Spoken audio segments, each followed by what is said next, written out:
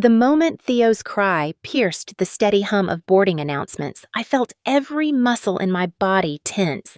Seattle to Los Angeles, a full flight, a cramped cabin, and my 10-month-old son already overwhelmed by the pressure building in his tiny ears. I tried to bounce him gently, whispering the same soft shushes I used at home, but nothing soothed him. His face reddened, his fists clenched, and then the businessman in front of me twisted around so sharply I thought he might snap his own neck. "Control your baby! This is a plane, not a daycare!" His voice cut through the cabin like a blade. I blinked at him, stunned heat rising up my throat. "I am so sorry. He is tired. I am trying." The man scoffed loudly enough for half the plane to hear. "Clearly you are not trying hard enough. People like her should not fly." The words landed with a sting that made my palms sweat. A woman across the aisle muttered, "If she cannot keep him quiet, she should leave." Another nodded in agreement. Shame washed over me, hot and suffocating, as if I were standing under a spotlight instead of crammed into seat 22B, holding a crying baby who had no idea he was ruining the peace of strangers. I apologized again, voice trembling, but the more I apologized, the more the businessman raised his volume, throwing irritated glances at other passengers, as if rallying them to his side. "Do you think any of us paid for this? Some of us have real places to be. If you cannot control your kid, do not fly." Theo's cry pitched higher, frantic and painful, and something inside my chest squeezed hard. I rocked him, kissed his forehead, whispered reassurance I did not feel, all while fighting back tears of frustration and humiliation. This trip mattered. I had one interview lined up in Los Angeles, one shot at a job that could keep a roof over our heads. If anything went wrong, I had no safety net waiting. Only bills. Only consequences. A flight attendant appeared beside us with a practiced calm that I both appreciated and resented. "Ma'am, let us help you." Her voice held no judgment. She looked between me and the man whose complaints had become a performance. "I am going to move you to another seat so everyone can be more comfortable." She did not say he was right. She did not say I was wrong, but the message was still clear. I was the one who had to move. I nodded, unable to manage a real answer, and began gathering my things with shaky hands. The embarrassment pressed on me like a physical weight. As I lifted Theo against my shoulder and grabbed the diaper bag, I sensed movement beside me. Small, light. I turned and found a little girl standing almost nose to nose with the businessman who had shouted at me. She could not have been older than 4. Brown curls, bright eyes, and a small frown that held more moral clarity than the entire row of adults who had judged me. "Why are you being mean to her?" The plane fell silent, as if someone had shut off the air circulation. Her childish voice held no fear, just pure confusion at cruelty. A tall man in a charcoal suit reached for her hand. I recognized him in an instant. Gabriel Hartman, the tech CEO whose face appeared on magazines and grocery store aisles, the widower whose life the media loved to analyze. He did not scold the child. He simply rested his hand on her shoulder and met the businessman's eyes with a calm that carried more authority than shouting ever could. The man looked away. The flight attendant returned and guided me down the aisle to a seat a few rows ahead. My heart still pounded, my arms ached, but I focused on Theo, whose cries had softened into hiccups against my chest. She gestured to an open seat beside Gabriel and the little girl. I slid into it, sinking down as if my bones no longer wanted to hold me up. The tall CEO beside me opened his laptop without acknowledging me, and I did not blame him. Men like him lived in another world entirely. But the little girl turned toward me, climbing onto her knees with a soft rustle of her floral dress. She opened a star-shaped metal tin and revealed iced cookies inside each one, carefully decorated. She lifted the biggest one and offered it to me with both hands, her head tilted as if studying my soul. "If I share my cookie, will you stay with us?" Her voice was soft, sweet, and impossibly kind. My breath caught in my throat. Just moments before, I had been shamed, humiliated, pushed aside. Now, a small stranger offered me something I had not felt in a long time. Warmth, acceptance, hope. I did not know it then, but that single question spoken by a child with crumbs on her fingers and innocence in her eyes would reshape the entire direction of my life. For a moment after Rosie asked her question, I could not make my mouth work. Her tiny hands cupped the cookie like it was something sacred, something meant to heal rather than simply feed. I had spent the last hour being treated like an inconvenience, a burden, a problem to be moved out of the way. Now, this little girl looked at me as if I were someone worth keeping near. Her father kept his attention fixed on his laptop, though I noticed how his eyes flicked sideways just once, as if checking whether his daughter had crossed a boundary. I cleared my throat softly and managed a small smile. "That is very kind of you, sweetheart." Her grin widened as if my voice alone lit up her world. Her curls bounced slightly when she straightened her back proudly. "My name is Rosie. This is my dad. He works all the time." She pointed at Gabriel with the casual bluntness only children possess. I blinked, unsure if I should laugh. Gabriel's fingers paused over his keyboard for a fraction of a second, a break so small most people would miss it. I did not. He did not look offended. If anything, there was the briefest flicker of amusement at the corner of his mouth before he resumed typing. "I am Mara," I whispered, shifting Theo on my lap. "And this is Theo. He is just very tired today." Rosie nodded with solemn understanding. Babies cry when their feelings get too big. That is what my preschool teacher says. She leaned closer, inspecting Theo with the seriousness of a tiny doctor. "He has big feelings today." I let out a soft breath, something between a laugh and a sigh. "Yes, he really does." Rosie edged closer until her small shoulder pressed lightly against my arm. "Can I touch his hand?" I hesitated, then nodded. She reached out with gentle fingers and brushed the back of Theo's tiny fist. The baby let out a soft whimper but did not pull away. Rosie beamed. "He likes me." I could not help smiling back. "I think he does." Theo shifted again and I repositioned him. Without thinking, I began to hum a tune I used to sing to him at night. Something simple, something steady. Rosie's eyes fluttered like she was trying not to fall asleep. "That song is pretty," she murmured. My mom used to hum something like that. The words lingered in the air. She did not say more, but I felt the unspoken ache inside them. I glanced toward Gabriel. His hands had stilled completely now. His posture was straight composed, but there was something different in the way he looked at me. Not intrusive, not curious, simply noticing. As if the sound of my voice had reached a part of him he thought no one could touch anymore. I lowered my eyes, unsure what to do with the warmth that stirred in my chest. I was a stranger, a single mother he had known for less than 30 minutes, and yet his daughter had nestled against me as if she had found something she had been missing. The hum gradually faded as Theo settled into sleep. His small breaths warmed the fabric of my shirt, each exhale easing the tightness in my body. Rosie rested her head against my upper arm, close enough that I could smell the faint sweetness of children's shampoo. "You make him feel calm," she said. "And me too." The simplicity of her words almost undid me. I swallowed hard, blinking back a sudden sting behind my eyes. "Thank you, Rosie. That means a lot." She nodded like she had just made an important decision. Then she lifted the cookie again. "You did not answer me before. If I share my cookie, will you stay?" I looked at her, at the cookie, at her hopeful eyes. I knew she meant stay for the flight, not forever, but somehow the question carried more weight than that. It made me feel seen in a way I had not been seen in years. Before I could answer, Gabriel's voice broke through the space between us. "Rosie, sit properly in your seat, please." His tone was calm, firm enough to be obeyed, but soft enough to show he was not angry. Rosie sighed dramatically, but obeyed, scooting back into her seat without letting go of my sleeve. She kept one hand hooked gently around my arm, as if afraid I might vanish.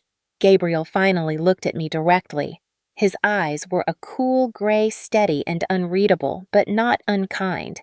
"I apologize for her forwardness. She becomes attached quickly." I shook my head. "She is sweet." His gaze lowered briefly to his daughter's hand, gripping my arm. He did not pry it off. Instead, he closed his laptop, surprising me more than anything Rosie had done. He studied me for a moment, as if trying to place the pieces of a puzzle he did not realize he had been staring at. "You handled that situation back there with remarkable patience," he said quietly. "Many people would not have." I opened my mouth, then shut it again. Compliments from men like him were rare. Compliments from people at all had been rare in my life lately. I did not handle it well. I was barely holding myself together. His eyes softened. You protected your child. That is handling it well. For a moment, the noise of the plane seemed to dull, as if we were in our own suspended pocket of air. Then Rosie tugged my sleeve insistently. So, will you stay? I smiled at her gentler this time. Yes, Rosie. I will stay. She grinned as if I had just given her the world and pressed the cookie into my palm. As she leaned against me again, I felt something inside my chest loosen. Something small. Something hopeful. Something I had not let myself feel in a very long time. Maybe staying for once would not be a mistake. Rosie's breathing had settled into a soft rhythm against my arm, but her eyes remained wide open, studying me with the kind of curiosity only a child untouched by social rules could possess. There was no hesitation in the way she watched me, no shyness, just a quiet certainty that I was someone safe. Her fingers traced the hem of my sleeve, as if learning its texture. My mom used to draw on napkins, she said suddenly, her voice a whisper meant only for me. I blinked, unsure how to respond. Oh, Rosie nodded, her curls bouncing gently. She would draw flowers and little houses and sometimes this big sun with a face. She lifted her free hand, trying to show me the shape in the air. Her drawings were very happy. I felt a small ache bloom beneath my ribs. Children speak about loss in a way adults cannot. Simple, unfiltered, raw. Did she draw a lot? I asked softly. Rosie shrugged. Not for a long time. Daddy keeps my crayons in his bag, but he forgets the paper. She said it without blame, but I heard something deeper in her tone. Something that sounded like longing. I glanced at Gabriel, who sat straight in his seat, eyes on the safety card he was not actually reading. The rigid line of his shoulders revealed more than his face ever would. He heard her, every word. Rosie shifted her small hand, wrapping around mine as if testing whether I would pull away. When I did not, she relaxed completely, resting her cheek lightly against my arm. You smell like my mom used to, she whispered. My breath caught. I did not expect that. It was not sentimental. It was observational, a child naming the feeling that had been tugging at her since the moment she saw me. I looked down at her, her lashes long against her cheeks. I'm sure your mom smelled wonderful, I murmured. Rosie nodded. She always smelled warm, like clean laundry and something sweet. Maybe cookies. I swallowed the tightness in my throat. Losing a parent so young leaves marks no one else can see, but other children who have walked near that kind of grief recognize it instantly. I wondered how much she remembered of her mother and how much was memory shaped by stories and silence. Gabriel exhaled slowly, the quiet kind that said he was trying not to react. I was beginning to understand that this man held his emotions so tightly that even the smallest crack must have felt like an earthquake. Rosie, he said, his voice calm but tight at the edges. Give Mara some space. Rosie did not even look up. She is not squished. She likes me. Gabriel's jaw tightened. That is not the point. The point is that adults need space. I shook my head gently, speaking before he could say more. She is fine. Really, I do not mind. For the first time since boarding, Gabriel looked directly at me. His eyes lingered, searching for something, perhaps doubt or reluctance, but he found none. Something softened in his expression, a nuance so faint that I might have imagined it, if not for the way Rosie's grip on my hand loosened, as if she sensed the shift too. She raised her head and studied her father with a seriousness that did not belong on the face of a 4-year-old. Daddy is lonely, she announced quietly. He looks like it. Gabriel's breath froze. Mine did too. Rosie continued as if she had simply stated the weather, but she smiled at me, her hand squeezing mine. You do not look lonely. You look like someone who knows how to stay. I stared at her, unsure how a child could see through me so easily. It was unsettling to be read so clearly, especially by someone who barely knew me. Children are intuitive, but this felt like something else. A mirror held too close. Gabriel leaned in, slightly lowering his voice. Rosie, that is enough. The little girl blinked, confused. I did not say something bad. Mara is nice. She smells like Mom. She looks like she knows how to stay. There it was again. That word. Stay. As if the entire universe of this child's fear and longing hinged on whether people chose to stay or leave. I looked back at Gabriel, wondering how often he had heard that word directed at him in ways he could not fix. He stared at the armrest, his jaw tense. When he finally spoke, there was a quiet strain in his voice. Rosie let Mara breathe. Please. Rosie sighed dramatically the way only children can, then reluctantly loosened her hold. She did not fully let go, but she gave an inch. For her, that inch felt massive. I decided to steer her away from the tension. Tell me about your drawings, Rosie. You said your mom drew happy suns. The child brightened instantly. She drew birds, too, and she made me draw them with her. But my birds look like potatoes with wings. Her giggle bubbled up like warm water. I laughed softly. That sounds adorable. She puffed her cheeks. Daddy cannot draw at all. Gabriel let out a quiet breath that might have been a suppressed laugh. He still did not look at me, but the atmosphere around him shifted just slightly. Rosie leaned closer again, her voice a whisper. Daddy is good at work stuff, but not at staying stuff. He tries, though. I looked at Gabriel, really looked. The tight posture, the composed face, the exhaustion tucked beneath discipline, and beneath that, a loneliness deep enough that even a child could see it. Maybe, especially a child. Rosie rested her head against me once more before saying softly, I think you make the sad parts feel smaller. For me, and maybe for Daddy too.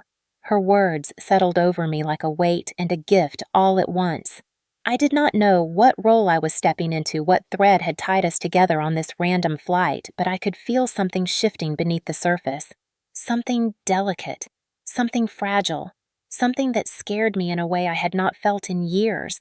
Because there is nothing more dangerous than being seen by a child who remembers what it felt like to be loved. The seatbelt sign chimed overhead with a sharp tone that made Rosie flinch. A moment later, the aircraft lurched not violently, but enough for every passenger to straighten up. The flight attendant's voice crackled through the speaker, reminding everyone to remain seated due to unexpected turbulence. My stomach tightened. Theo stirred against my chest, letting out a soft whimper, and I held him closer, instinctively swaying, even though the motion did nothing against the shivering plane. Rosie's small fingers tightened around the fabric of my shirt. She tried to hide it, tried to sit bravely in her seat, but her wide eyes betrayed her fear. Is it going to crash? She whispered. I shook my head quickly. No, sweetheart. Just a little bumpiness. The plane shuddered again harder this time, and Rosie gasped. Her gaze shot toward her father for reassurance, but Gabriel was slower to react than she expected. His jaw tightened, his hand gripping the armrest, but he hesitated, caught between maintaining his calm exterior and comforting his daughter. Before he could reach her, the turbulence hit harder, a sudden drop that made the cabin fill with startled cries. Rosie let out a frightened yelp and in a split second launched herself across the narrow space separating us. She climbed into my lap without waiting for permission and buried her face against my shoulder as if I were the only anchor she trusted in the world. Her whole body trembled. I wrapped one arm around her, the other cradling Theo tighter, my fingers threading gently into her curls. I am right here, Rosie. I am not letting go. You are safe. Her tiny hands clutched at my shirt, her breath ragged against my neck. I felt her fear like a small heartbeat fluttering against my collarbone. Gabriel watched us frozen for a moment that seemed to stretch impossibly long. Something in his expression cracked open, a flicker of pain so honest it startled me. It was the look of a man realizing his child did not reach for him first. The turbulence rattled us again, a deep vibration running through the plane. Rosie whimpered. I stroked her back in slow circles, letting my voice settle into the same rhythm I used to soothe Theo at night. You are safe. I am right here. I will stay with you. Her breathing gradually slowed, hiccupy at first, then steadier. She clung to me as if I were something familiar, something warm, something she had been missing without knowing how to ask for it. The overhead lights flickered briefly. A few rows behind us, someone cursed under their breath. A baby farther back began to cry. the soundtrack of fear layered over the hum of the engines. Through it all, Rosie stayed pressed against me. When her breathing eased, she finally peeked up, her eyes glossy with leftover tears. "Do you get scared?" she whispered. Sometimes I said honestly, "But being scared is not the same as being unsafe." She nodded slowly, digesting that. Then she pressed her forehead to my collarbone in a gesture so trusting it made my chest ache. Gabriel leaned slightly closer, his voice low and controlled. "Rosie, come here, sweetheart." His hand lifted as if offering her an invitation rather than a command, but she only tightened her grip on me and shook her head. "Daddy," she murmured, her voice quivering. "I want to stay with her." The silence that followed was sharp enough to cut. Gabriel's hand lowered. His expression did not change dramatically, but I saw the flicker in his eyes, the barely masked ache of a father realizing he was losing a competition he never meant to enter. The plane steadied the turbulence, easing into light ripples. The seatbelt sign remained on, but the atmosphere began to soften. Cabin noise returned slowly, like the world easing out of a held breath. Rosie relaxed little by little, her body melting into mine until she felt more like a sleeping cat than a frightened child. She kept her hand fisted gently in the fabric of my shirt. Theo slept through the entire ordeal, blissfully unaware of the emotional earthquake unfolding around him. I brushed a curl from Rosie's forehead and whispered, "You were very brave." She shook her head. I was scared. Being brave does not mean you are not scared. It means you stay anyway. Her breath hitched. You stayed. I felt something inside me shift, a soft breaking and rebuilding in the same beat. Maybe staying was something I had forgotten how to do too. Gabriel cleared his throat. It was the kind of sound a man makes when he has run out of ways to pretend. "Thank you," he said quietly, the words thick with something vulnerable. "You did not have to comfort her." I met his eyes. He looked different now. Less polished. Less untouchable. More human. "I did not mind," I said softly. "She needed someone." His gaze dropped to where his daughter lay curled against me. "I should have been enough," he murmured. The honesty in those 5 words stunned me. He was not defensive, not irritated, just quietly dismantled. "Gabriel," I said gently, "sometimes children reach for the person who feels safe in the moment. That does not mean you are not enough for her." His jaw flexed and he looked away, but not before I saw the flicker of relief in his expression, faint as a shadow in the aisle light. As the plane leveled out and the world steadied, Rosie's breathing evened into a soft, restful sigh. She did not let go of me until long after the turbulence had passed, and even then her fingers remained curled lightly around mine, as if letting go meant the fear might return. As if staying close meant she could trust the world again. By the time the plane began its descent into Los Angeles, Rosie had fallen asleep, curled tightly against my side, her small hand still gripping the edge of my sleeve like a lifeline she was afraid to lose. Theo slept against my chest, his soft breaths puffing against my shirt, completely unaware of the emotional storm swirling around us. Gabriel sat rigid in his seat, his arms crossed loosely, his gaze fixed on the window, but unfocused, as though he were staring at something far beyond the cloud line. The overhead speakers crackled, and the captain announced that we would be landing shortly. Rosie stirred, stretching like a kitten waking from a long nap. She blinked up at me first, not her father, and whispered a groggy, "Hi." I brushed a curl from her cheek. "Hi, sweetheart." She smiled, sleepy and trusting, before leaning fully into me again as the wheels touched down with a heavy jolt. The moment the plane rolled to a stop, people sprang up eager to escape the confinement. A woman across the aisle shot me a look that hovered between guilt and embarrassment, as if she regretted judging me earlier. She said nothing. Most people never do. The seatbelt sign clicked off. Rosie straightened suddenly, rubbing her eyes. "Daddy, can we stay with Mara until we get off the plane?" Gabriel opened his mouth, probably ready with a gentle correction, but the words never left him. "Yes." The single syllable surprised both Rosie and me. He cleared his throat, shifting. "Yes, that is fine." Rosie lit up. "Yay!" She scrambled to gather her small backpack, but kept looking back at me to make sure I was still there. When it was finally our row's turn to exit, I lifted Theo, tucked the diaper bag over my shoulder, and began moving down the aisle. Rosie slipped her hand into mine as naturally as if she had been doing it her entire life. I felt her warmth, her certainty, her need. Gabriel watched the motion with an expression I could not decipher. We stepped onto the jet bridge, the air cooler, and tinged with the metallic scent of recycled ventilation. Rosie stayed glued to my side, her fingers looped around mine like she feared the world might swallow her if she let go. Gabriel walked slightly behind us, guiding but not interfering. Once we reached the terminal, crowds funneled in every direction. Rosie tugged my arm. "Do not leave us yet, please." I crouched slightly to meet her eyes. "Rosie, sweet girl, you need to stay with your dad." She shook her head so hard her curls bounced wildly. "Daddy does not know how to stay," she whispered. "You do." Her voice trembled not with fear, but with certainty. The kind that breaks something inside you because you realize she has been holding on to that truth for too long. I glanced up at Gabriel. He looked as though her words had hit him physically. He stepped forward, trying to maintain his calm. "Rosie, she is not leaving you. She just needs to go to her plans now." But Rosie pushed herself against me, her little hands gripping the fabric of my shirt. "She knows how to stay, Daddy. She stayed during the bumps. She stayed even when I was crying. And she stayed when the mean man yelled. You did not stay. You froze." Her words were not meant to wound, but they cut through the air anyway. Gabriel closed his eyes briefly, the truth of it too raw to deny. When he opened them again, the harshness was gone. In its place was something quiet and fragile. He crouched so he was level with both of us. "Rosie, I am here. I never left." His voice cracked. "I am trying."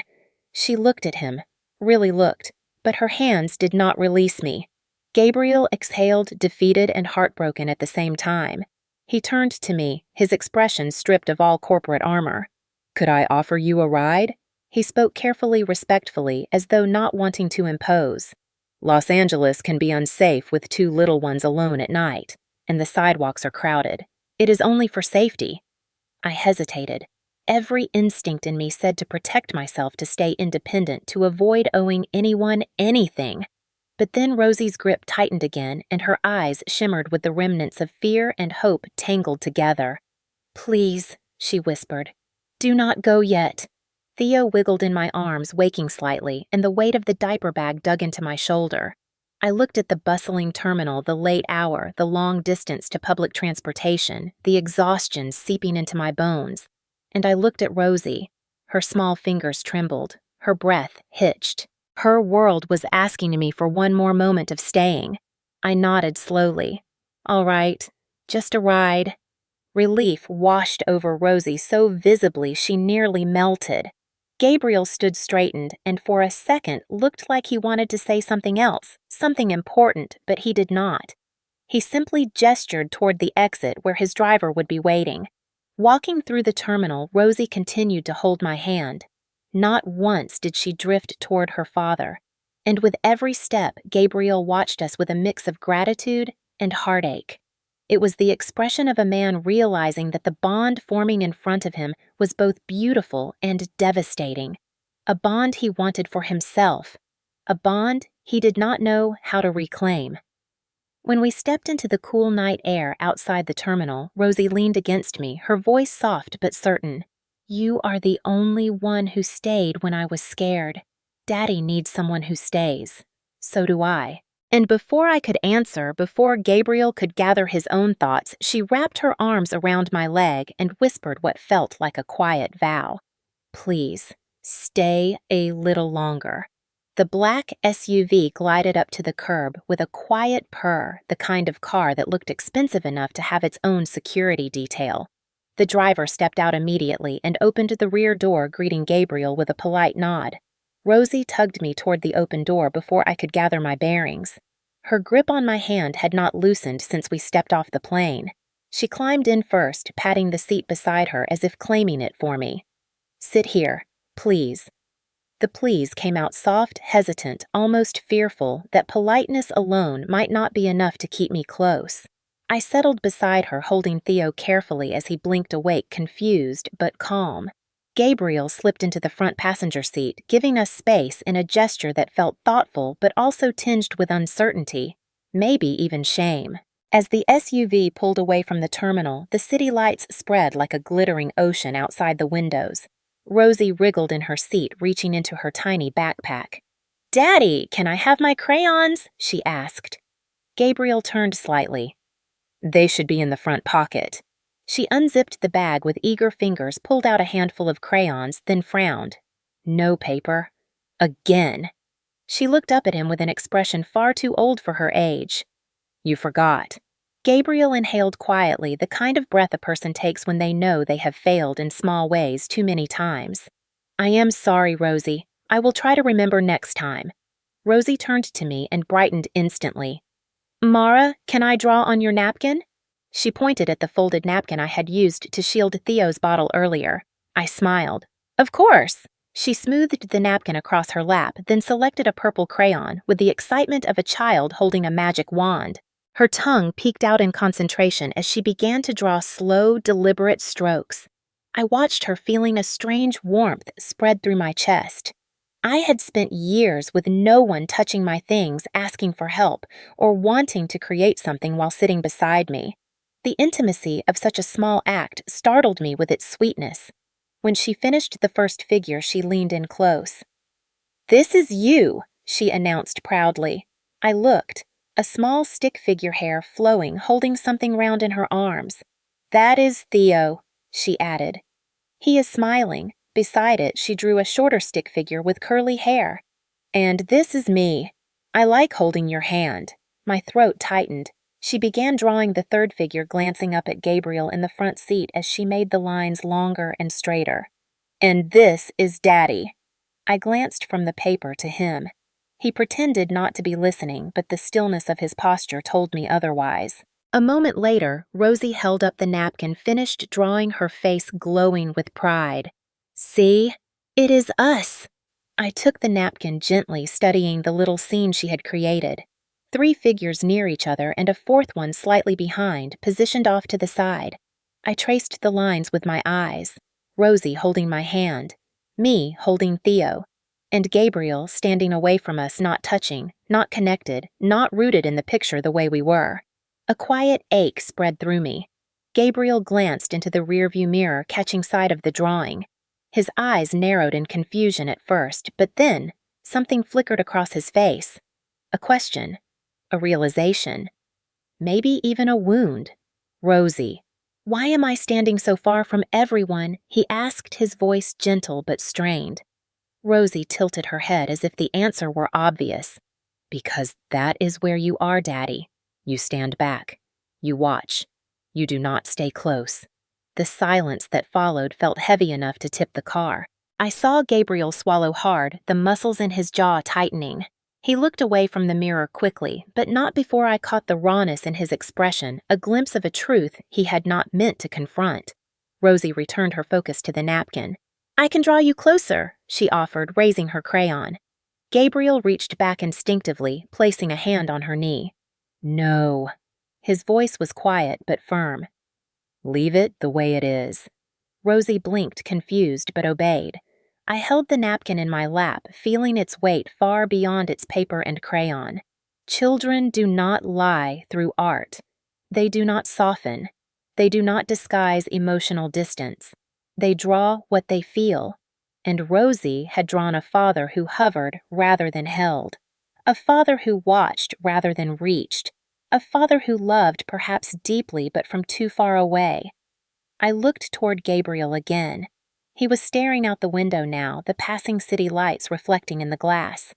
He looked older suddenly, more human, more breakable. Finally, he spoke, his voice low enough that I almost missed it. "Do you think she feels distant from me?" The question was soft, fragile, and entirely unguarded. I hesitated. I owed him honesty, not comfort. "I think she feels lonely, Gabriel." Loneliness is different from distance. It happens even when someone is near. He closed his eyes for a moment, as if absorbing a truth he had been avoiding. "Thank you for telling me," he murmured. "Most people say what they think I want to hear." I watched him inhale slowly, his chest rising and falling with a quiet ache. The drawing trembled in my hand. Rosie leaned against me again, humming softly, as if unaware of the emotional earthquake she had caused. But she felt it. Children always feel it. And as the SUV continued through the city, I realized something important. This moment was going to change him. Maybe not today, maybe not tomorrow. But something inside Gabriel Hartman had cracked open, and once a crack appears, light always finds a way through. The next morning began with the kind of frantic rush only single mothers know. Theo had been fussy all night, waking every 2 hours, and by the time dawn crept through the thin curtains of the budget motel room, I had managed maybe 90 minutes of real sleep. I splashed cold water on my face, smoothed my hair back into the neatest bun I could manage, and stared at the reflection of a woman who looked more exhausted than hopeful. Today was the interview, the one chance I had to land a job steady enough to build a future for my son. I dressed in my best blouse, the one I kept folded at the bottom of my bag to avoid wrinkles, and prayed the faint stain near the hem was not noticeable. Theo gurgled sleepily in his travel crib as I packed our things. I had already called the daycare 3 blocks from the office building only to hear the dreaded words. "We are short-staffed today. We cannot take walk-ins. No availability until next week." Panic had clawed up my throat. I had no one else, no friend in the city, no neighbor, no family. I had considered bringing Theo with me, but last time a potential employer saw a baby in my arms, they smiled politely while telling me I was not a good fit. The memory stung like a bruise that never faded. I strapped Theo into the carrier across my chest and headed to the lobby to wait for a taxi, every step heavy with the growing knowledge that I might lose this job before even walking through the door. When the elevator opened, I froze.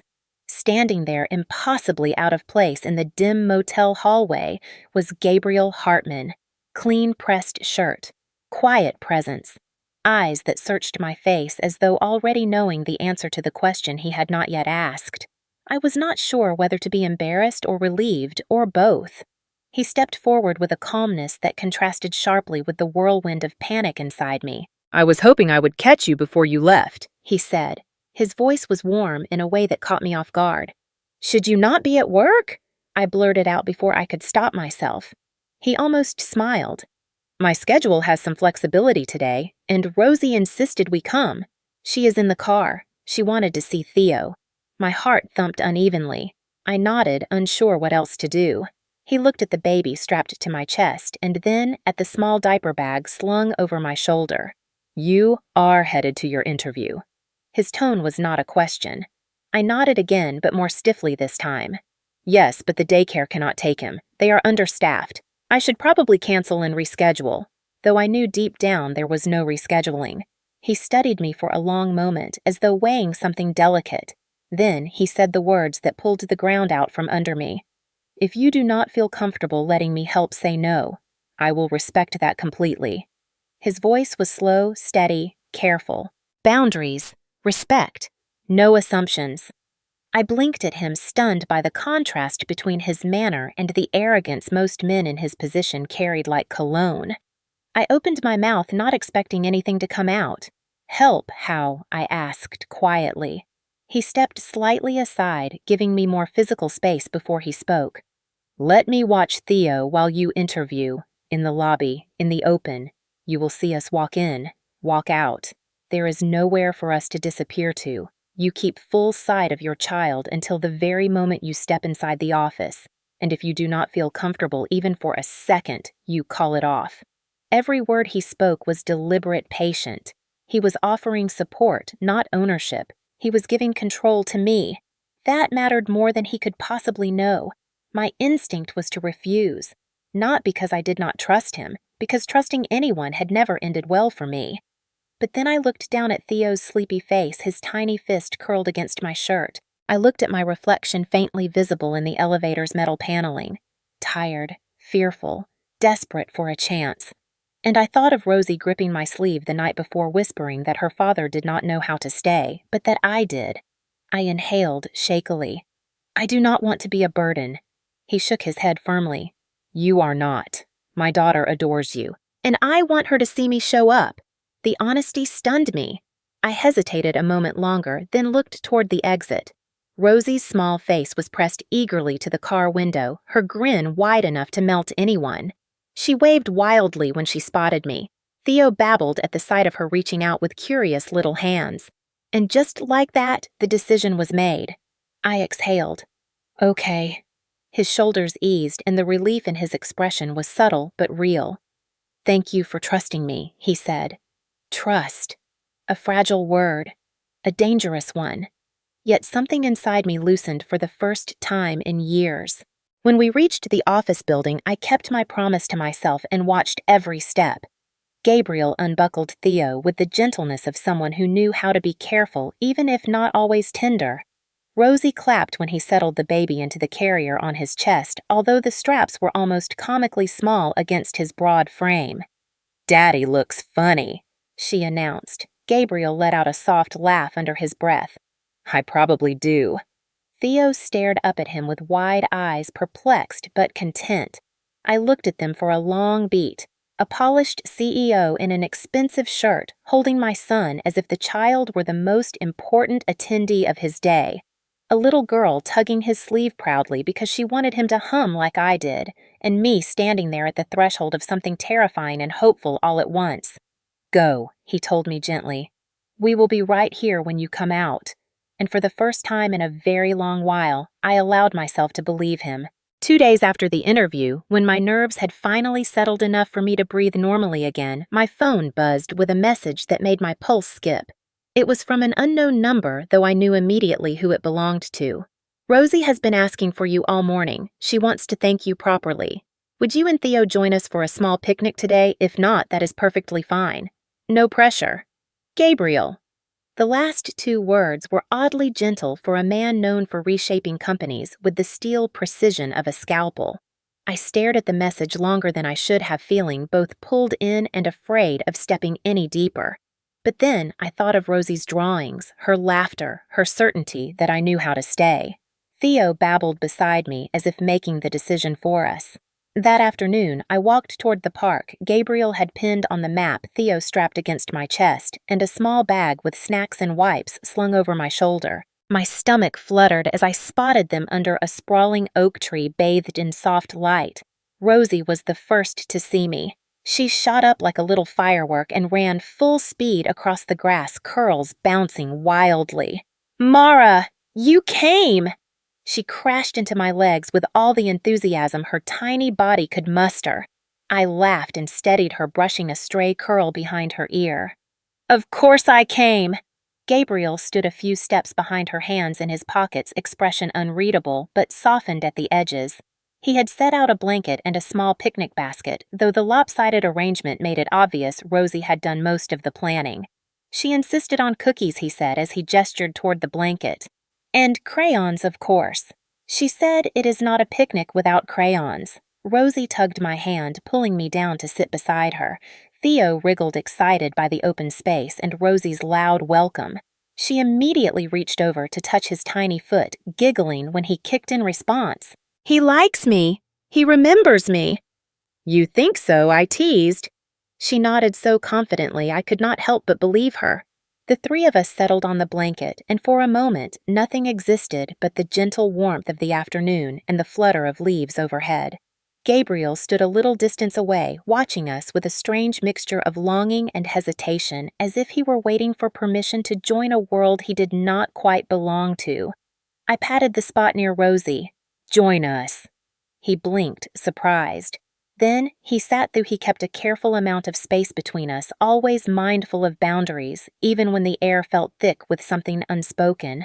Rosie dove into the picnic basket, pulling out a chocolate chip cookie that was far too large for her small hands. She broke it in half with great ceremony and placed one piece in my palm. If I share, will you stay longer? The air tightened around us. The question carried a weight no 4-year-old should understand, yet somehow she did. I swallowed, feeling heat rise behind my eyes. I will stay as long as I can, sweetheart. Rosie beamed, her entire face glowing with the certainty that she had secured my presence. She slid closer until her head rested lightly against my arm. Gabriel watched the scene unfold with a quiet ache so visible, I wondered if he even realized how transparent he had become. He picked up a crayon absent-mindedly and tapped it against his knee. "I never was good at this," he said quietly. "At what I asked." He gestured toward the chaos of Cookie's crayons and Rosie's delighted chatter. "This? Fun. Ease. Knowing what to do with a child beyond keeping them safe." I studied him for a moment. "Safety matters. More than you think." He looked toward Rosie, who was now drawing an uneven heart on the back of a napkin. "She is safe, but she also needs warmth. She needs softness." He hesitated. "Things I do not always know how to give." His honesty disarmed me. I shifted slightly closer without thinking. "You are trying, Gabriel. That matters more than perfection." At that, he looked at me fully, and something unguarded flickered in his eyes. Something warm and breakable. Before I could decipher it, Rosie thrust her drawing toward me. "Look, it is us again." I held the napkin between my fingers. This time she had drawn herself holding Theomi beside them and Gabriel sitting a little closer than before. Still not touching, still cautious, but closer. I traced the angle of his little stick figure. "You made your dad nearer today," I said softly. Rosie nodded. "Because he is trying to stay this time." Gabriel inhaled sharply. He looked away, blinking as if the light hurt his eyes. Then he pushed himself up slightly and reached for the picnic basket. "Anyone want juice?" His voice wavered. Rosie nodded and reached for him, tugging his sleeve with the confidence of a child who believed her father could do anything. The afternoon melted into an easy rhythm. Snacks, giggles. Theo squealing happily whenever Rosie clapped, and Gabriel watching all of it like he was memorizing a life he never thought he could have. When Theo started to fuss, I shifted him and began humming softly. Rosie leaned into my side, swaying gently as if the melody ran through her bloodstream. Gabriel's gaze lingered on me again, softer than before, weighted with something I could not name. As the sun dipped lower and shadows grew long, Rosie curled against me, warm and sleepy. She whispered in a voice barely audible, "If you stay longer, I think Daddy won't feel lonely anymore." I looked toward Gabriel, who held Rosie's crumpled drawings in his hand as if they were gold.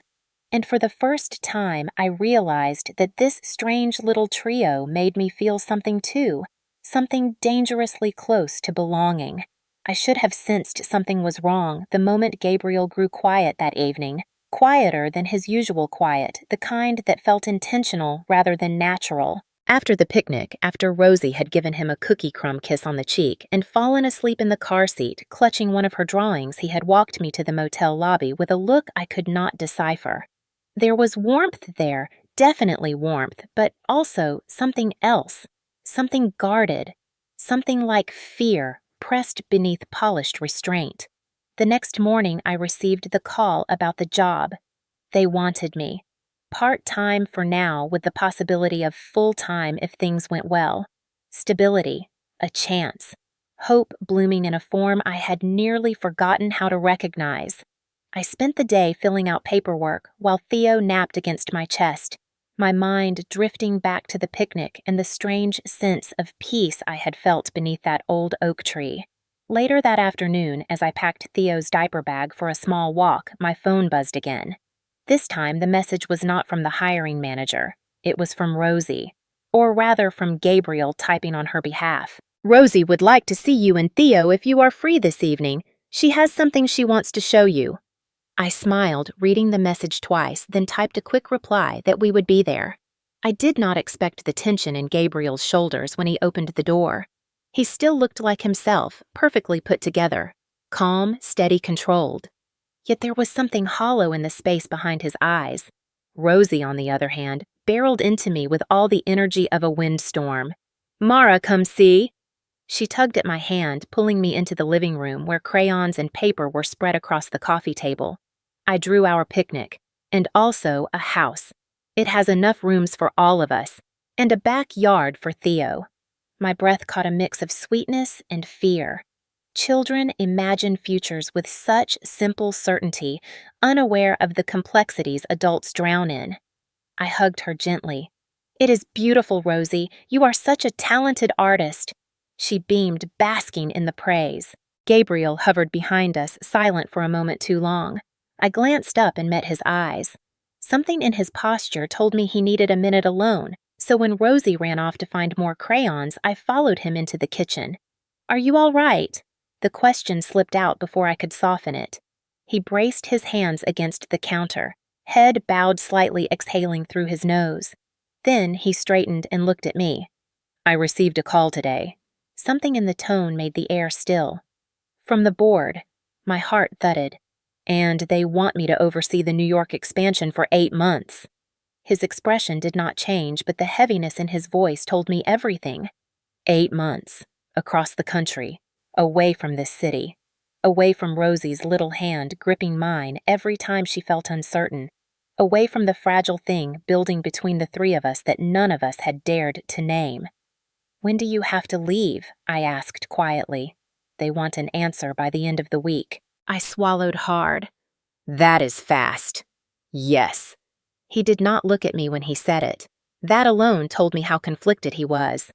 For someone like Gabriel, work was the one constant, the one arena where he always knew what to do. But this was different. This time, the consequences did not exist only on spreadsheets. "Does Rosie know I asked?" "Not yet. I do not want to upset her until I understand what I am doing." My chest tightened as I watched him struggle with a decision that had no easy solution. Before I could respond, a soft sound came from the hallway. "Daddy." We both turned. Rosie stood there holding a napkin, drawing, her little brows furrowed in worry. "I heard you. You are going away."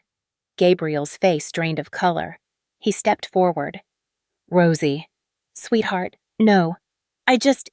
But she backed away from him, eyes already filling with tears that threatened to spill. "If you go, will Mara stop staying?" Her voice cracked on the last word, a fragile sound that sliced through me. I knelt down, holding my arms open. She ran straight into them, sobbing as though her heart had already broken. I rocked her gently, trying to soothe her without making promises I could not keep. Gabriel crouched beside us, but Rosie buried her face deeper into my shoulder. "Daddy does not stay!" she cried, her small fists clutching my blouse. "But you stay. You stayed on the plane, you stayed in the car, you stayed at the picnic, you stay when I am scared." Her voice trembled raw and trembling. "Mara stays." The room felt suspended in time, the air charged with unspoken confession. Gabriel's head dropped as if the words physically humbled him. When he finally spoke, his voice was barely audible. "I never meant for you to feel that way." Rosie pulled back just enough to glare at him through teary lashes. "You always go, Daddy. You go for work. You go for meetings. You go even when I want you to stay." But she stays. She held me tighter as though anchoring herself to the only piece of stability she trusted. Gabriel's face contorted with something painful and human and achingly real. His voice broke. "I am trying, Rosie. I really am." She shook her head, a quiet cry escaping her. "Trying is not the same as staying." And in that moment, watching this man crumble beneath the truth spoken by his own child, I felt something shift irrevocably. Because she was right. Sometimes trying was not enough. Sometimes the only thing that mattered was choosing to stay. That night, long after Rosie had cried herself to sleep in my lap and Gabriel had driven us back to the motel with a silence so heavy it felt like fog, I lay awake staring at the ceiling, replaying every moment of the evening with a tightness in my chest I could not shake. Theo slept curled against my side, his tiny breaths warm and rhythmic, grounding me in the middle of the emotional storm brewing around us. I had stepped into Gabriel's life by accident, a strange twist of fate on a plane neither of us planned to take, and yet here I was, tangled in the delicate balance of a decision that did not belong to me, but affected me and the children more than I wanted to admit. When morning light seeped through the thin curtains, I felt the exhaustion of someone carrying more than their share of weight.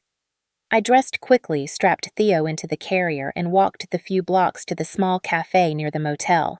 I needed air. I needed clarity. Most of all, I needed to think before emotions blinded me. Yet clarity did not come. Instead, my phone buzzed with a message from Gabriel. "Can we talk?" Just that. No punctuation. No preamble. The kind of message a man sends when he is standing at the edge of a decision and does not know how to step forward. I typed back a simple yes and sent him the address of the cafe. 5 minutes later, he walked in looking less like the composed CEO I had met on the plane and more like a man unraveling quietly under the weight of expectations he had spent years carrying without complaint. His shirt was wrinkled, his hair was slightly out of place, and his eyes, usually so steady, flickered with something like guilt or desperation. Or both. He sat down across from me, elbows resting on the table, hands clasped like he was bracing himself. "Thank you for meeting me." His voice was low-heavy. I nodded, unsure how to begin. He exhaled slowly, eyes fixed on the small salt shaker between us instead of my face. "I do not know what to do." The honesty in his voice cut deeper than any confession he could have rehearsed. I waited, letting him choose his own path through the words. "The New York position." His fingers tightened slightly. "It is everything I have worked toward for years. A chance to expand our company. A chance to build something lasting." My throat tightened. "And what about Rosie?" He swallowed. "That is the problem. New York means leaving her behind for months. The school she just settled into, the routines we finally have, her therapy appointments, her sense of stability." His eyes finally lifted to meet mine, and in them I saw fear. Not fear of failure, but fear of choosing wrong. Fear of being the father she already believed he was not. I leaned back, feeling the weight of his dilemma press against my ribs. "Gabriel," I said softly, "I cannot make this decision for you." He nodded once, a short, sharp movement. "I know, but I need to understand something." He hesitated. "I need to know whether what is happening here means anything to you." My heart skipped painfully. "What do you mean?" He rubbed his jaw, searching for words. "You, me, the children, Rosie's attachment, the way you look at Theo like he is the center of the world, the way Rosie clings to you like she has finally found someone who understands her." His voice softened. "And the way I feel around you." The table between us suddenly felt too small. "Gabriel," I began carefully, "I am not a solution to anything in your life. I am not a missing piece you can plug into your schedule. I am a woman trying to survive, trying to raise my son, trying to stay afloat long enough to give him a life that does not break him." He closed his eyes, briefly nodding as though he expected that answer. When he opened them again, something determined burned beneath the exhaustion. "That is exactly why I needed to hear you say it." I frowned. "Explain." "Because I cannot decide about New York if the choice is tangled with the idea that staying somehow equals choosing you." His voice was steady, now stronger. "If I stay, it cannot be because of you. That is not fair to either of us. And if I go, it cannot be because I am afraid of what might grow here." The honesty startled me. Few men acknowledge their own emotional confusion so clearly. He continued, "I need to know whether what I feel is real, or whether it is simply the first sign of connection I have allowed myself since Rosie's mother died." The air shifted around us. My chest tightened with something complicated and frightening. "Gabriel," I paused. "You are a good man trying very hard to rebuild yourself and your relationship with your daughter, but you cannot tether your future to a stranger you met on a plane." His jaw flexed. "You are not a stranger anymore." I shook my head. "Whether or not that is true does not matter right now. What matters is that you choose based on who you want to be for Rosie, not for me." He inhaled sharply as though the words hit a raw place. I reached across the table, brushing my fingers lightly against his hand. "Because the truth is," I said quietly, "I care about her too, deeply, and about you. But caring is not the same as belonging, and none of us are ready for belonging yet." His breath left him in a slow, shaky exhale. He covered his face with his hands, elbows on the table, letting himself collapse into the moment in a way I suspected he rarely allowed. Finally, he lowered his hands and looked at me. His voice was rough. If I choose New York, you will not wait for me, will you? Pain flickered low in my chest. I cannot ask a 4-year-old to wait, and I cannot ask myself to either. He nodded slowly, accepting it. Then he said what broke the remaining distance between us. Thank you for forcing me to be honest, for not letting this become another escape, for being the only person who has told me the truth since all this began. His eyes held mine with a sincerity that stole my breath. I want to stay, he whispered. I just need to decide whether wanting is enough. And before I could answer, Theo stirred in his carrier, reminding us both that life was still moving, even if we felt suspended between two worlds. Gabriel stood steadying himself. I will give the board my answer tomorrow. And whatever I choose, I hope you will not disappear from our lives. Not unless you need to. The sincerity in his tone was something I could not ignore. I nodded slowly. We will see what tomorrow brings. And for the first time, Gabriel walked away before I did, leaving me at the cafe table with the echo of honesty lingering between us. Gabriel told the board no on a Thursday morning, and I did not know it until hours later when my phone lit up with a message that made my breath catch. Decision made. Can I see you and Theo and Rosie this afternoon? It was simple, almost too calm for the magnitude of what must have taken place behind it. I stared at the words for a long moment, feeling them sink into me like warm water after a long stretch of cold. My hands shook slightly as I texted back, yes. When I arrived at the park, pushing Theo's stroller along the winding gravel path, I spotted Gabriel standing beneath the elm tree where everything between us had quietly begun. He looked different somehow, not in appearance but in presence. Softer, less burdened. As if shedding the New York offer had peeled away something heavy that had been pressing on him for years. Rosie saw me first running across the grass with her arms spread wide. Mara, you came! Her hair bounced wildly as she slammed into my legs, laughing breathlessly.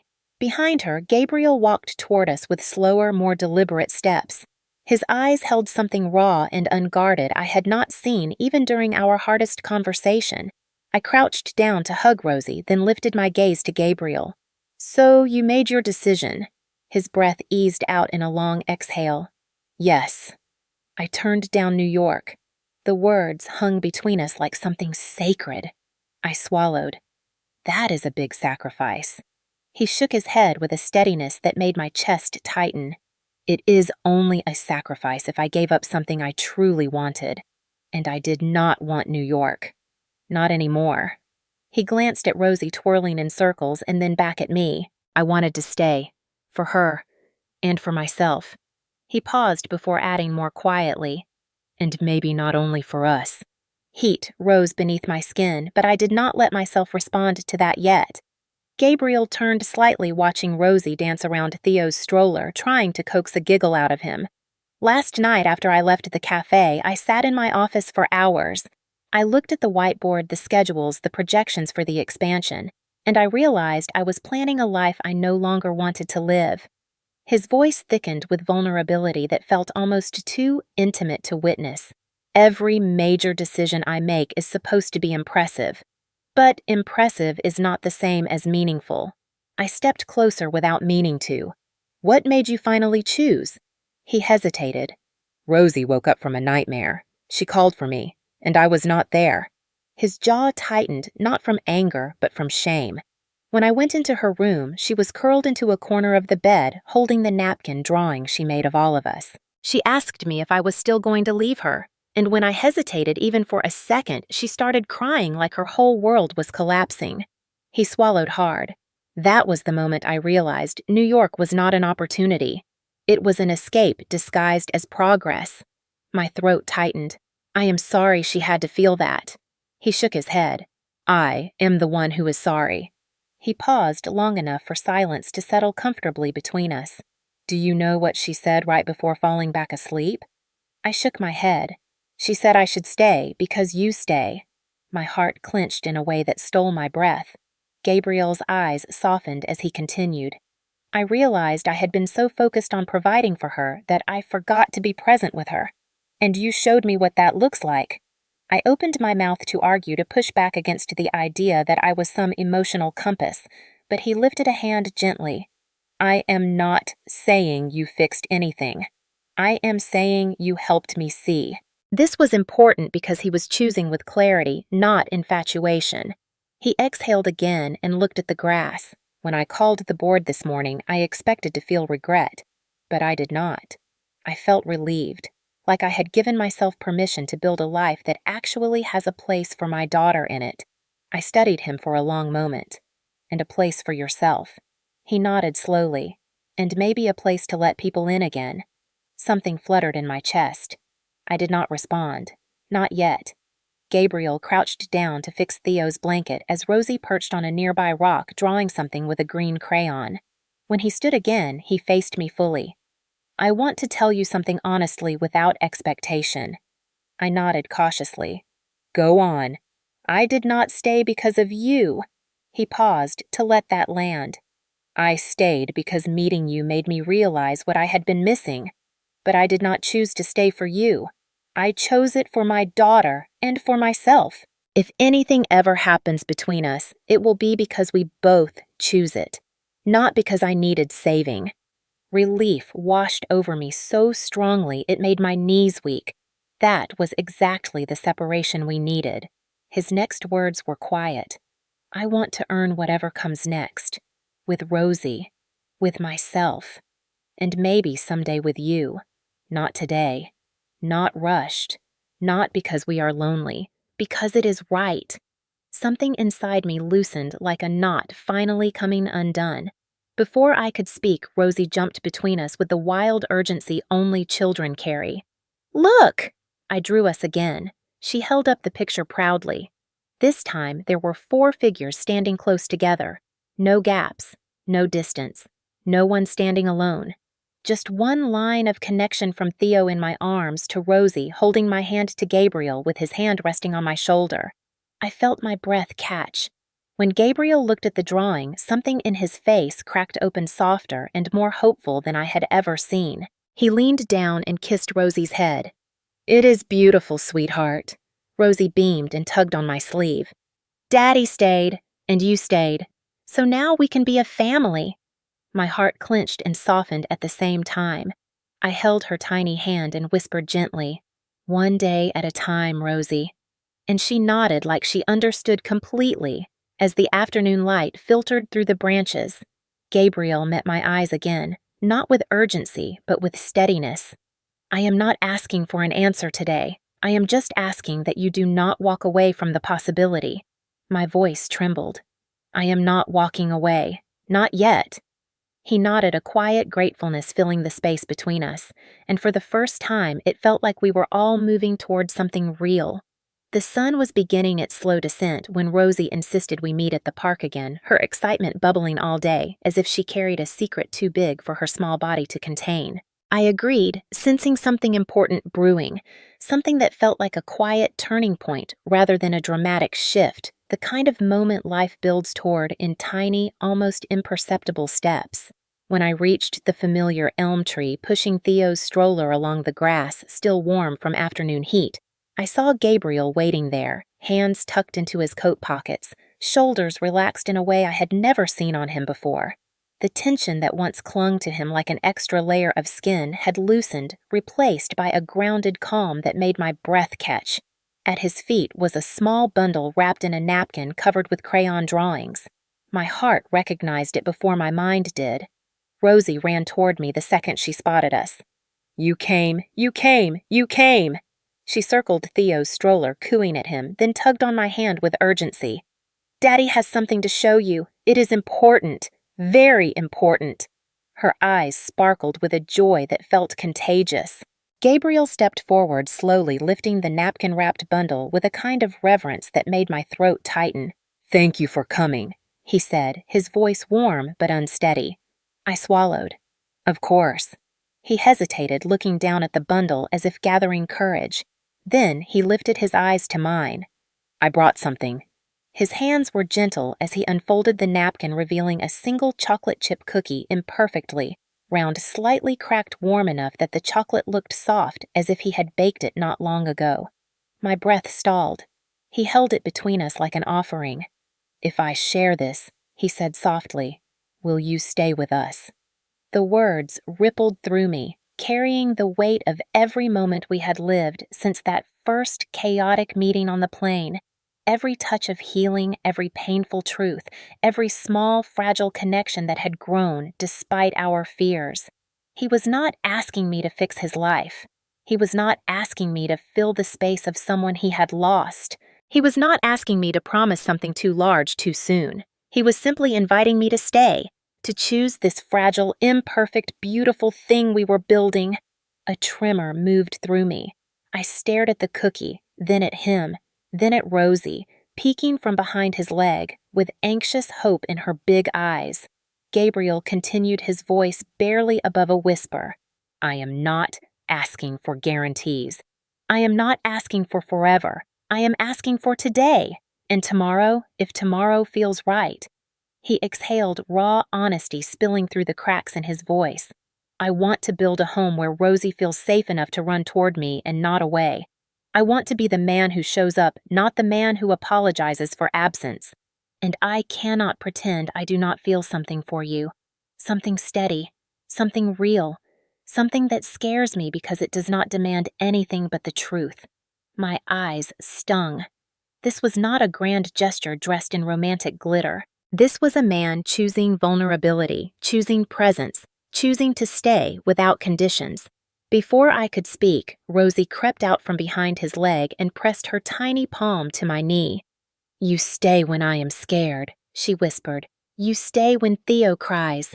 You stay when Daddy forgets how to smile." Her voice shook slightly. "If you stay, maybe we can all stay together." A wave of emotion surged through me, warm and overwhelming. I knelt down to her level, cupping her little cheeks. "Stay does not mean forever, sweetheart. It means choosing each other today." Rosie nodded solemnly, as if she understood the gravity of that. I stood again, meeting Gabriel's gaze fully. My voice trembled with truth. "Yes, I will stay."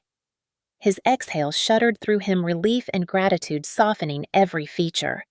Rosie squealed and threw her arms around both of us, nearly knocking me off balance. Theo babbled excitedly from the stroller, entirely unaware of the moment, but somehow adding to its completeness. Gabriel stepped closer, placing his free hand gently on my shoulder, grounding the moment with quiet sincerity. We stood there, the four of us, in a cluster that resembled nothing like the polished fantasy of a traditional family, but felt in its imperfect way more honest than anything I had ever known. He broke the cookie in half and handed one piece to me and one to Rosie. She looked at it with wide, reverent eyes. "This is our stay cookie," she declared. "Any time someone feels scared or sad or worried someone might leave, we share a cookie and remember that stay means try."